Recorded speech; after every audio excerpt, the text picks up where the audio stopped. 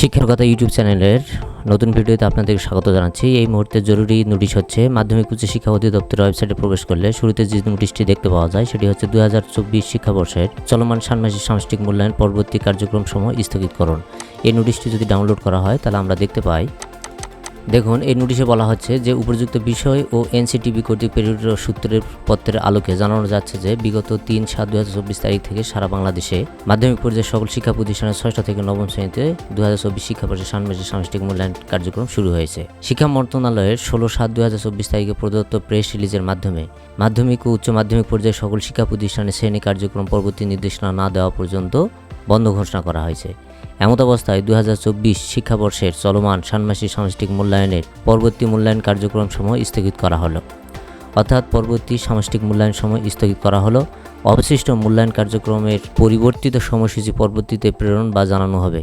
তবে ইতিমধ্যে সম্পূর্ণ ষান্মাসিক সামষ্টিক মূল্যায়ন তথা পিআই সমূহ নৈপুণ্য অ্যাপে ইনপুট দেওয়ার কাজটি নির্ধারিত সময়ে সম্পন্ন করতে হবে এবং পরিবর্তিত সময়সূচি অনুযায়ী বাকি বিষয়গুলোর পিআই নৈপুণ্য অ্যাপে ইনপুটের সময়সীমা সে মোতাবেক পরিবর্তিত হবে। এই নোটিশের আলোকে জানা যাচ্ছে যে 2024 শিক্ষাবর্ষে চলমান ষান্মাসিক সামষ্টিক মূল্যায়ন 6ষ্ঠ থেকে 9ম শ্রেণীর শিক্ষার্থীদের যে কার্যক্রমটি ছিল মূল্যায়ন কার্যক্রম সেটি আপাতত স্থগিত করা হয়েছে। পরবর্তীতে এর সময়সূচি জানানো হবে।